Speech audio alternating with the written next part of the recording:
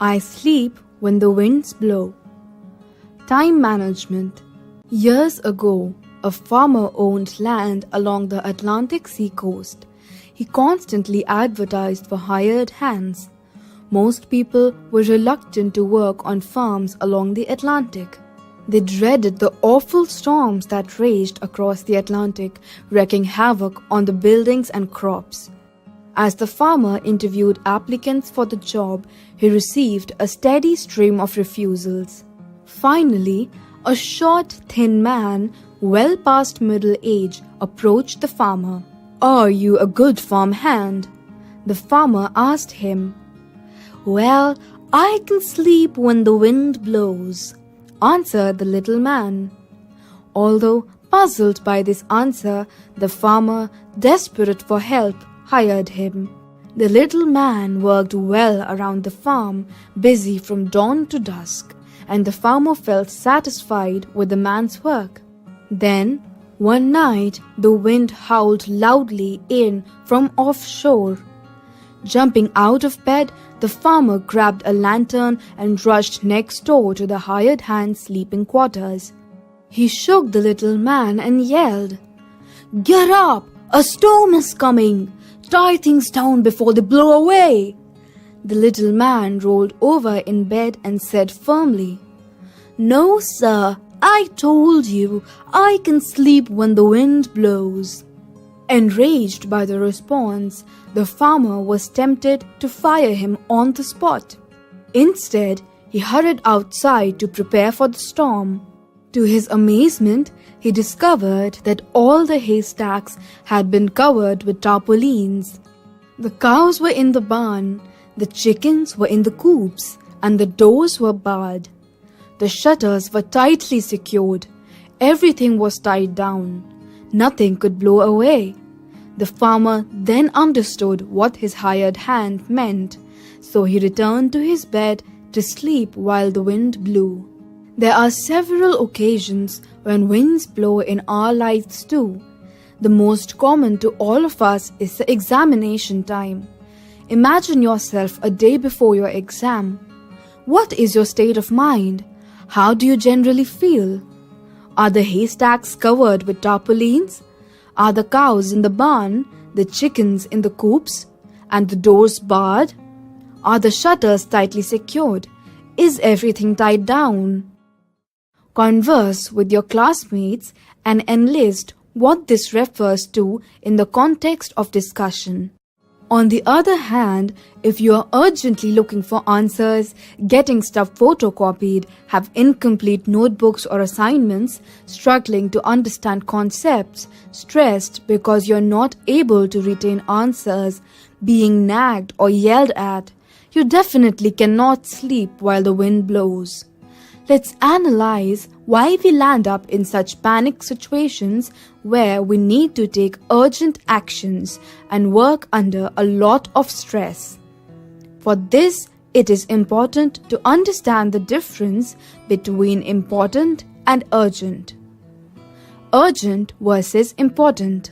Let us categorize the following as important or urgent. Brushing of teeth twice a day. Turn off the tap if the bucket is overflowing. Taking a bath every day. Revising the lessons done in class each day. Going to play regularly. Reaching the bus stop if there are only 2 minutes for the school bus to arrive. Completing the assignment that has to be submitted the next day. Completing the scheduled portion of the day of the long-term assignment. Visiting the dentist when there is shooting pain in the tooth that has a cavity. Helping a physically challenged peer on the stairs. Helping a classmate complete the work while she was absent. Collecting all the notebooks on the last day before a long vacation. Can you now describe what do we mean when we say something is important? If we keenly observe, we will find a relation between the important and the urgent. The urgent is often an after effect of the ignored important. Read the story again. Why do you think the farmer was worried as the storm approached? He was worried because he was not in habit of doing the important things well in time. On the other hand, the help he hired could rest peacefully because he had completed all important tasks well in time. So there was no last-minute rush. There was nothing left that needed urgent attention. The same holds true for you. If you have done your assignments regularly, if you're learning small portions every day, if you make sure all your notes, files, etc. are complete well in time, you too would be relaxed before the exam. You too would not panic before the last day of the submission of your project. There would be no running around at the last moment. You would get a peaceful sleep. Some tips to avoid changing important to urgent. Once you've given a due date on an assignment, count backwards from the due date to establish a start date. Take into account time you'll be spending on other items like social events, sports, etc. Refer to your school calendar to keep space for other activities scheduled in between. Keep in mind family engagements. Be wise to choose what to participate in and what to let go. Check upon resources that you are relying on. Keep stress to a minimum. Start early to avoid a frantic finish. Instead of making your goal to finish on time, make your goal to finish early. Always keep scope for emergencies like sickness, guests, power cuts, machinery breakdown, etc. Last but not the least, make sure you have a specific start time and you actually do begin without any excuse. Time is the most crucial and precious resource we have. We can make the best use of all other resources we have if we learn the art of managing the time.